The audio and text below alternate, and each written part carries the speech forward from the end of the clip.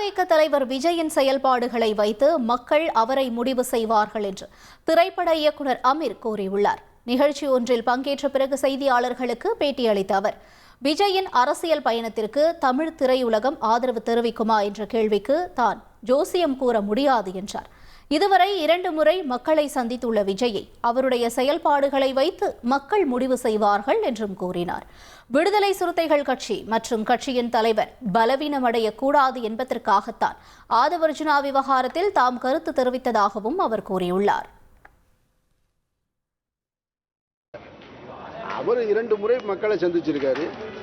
அடுத்தடுத்து அவருடைய செயல்பாடுகள் என்ன அப்படின்றத வச்சு தான் அவருடைய வாக்கு வங்கி எப்படி மேலே ஏறப்போகுது, வாக்கு அவருக்கு வரக்கூடிய தேர்தலில் வாக்களிக்கலாமான்னு மக்கள் முடிவு பண்ண போகிறாங்களே தவிர, ஒருத்தர் கட்சி ஆரம்பித்த உடனே டக்குன்னு எல்லாரும் போயிடுவாங்களா அப்படின்னா போக மாட்டாங்க.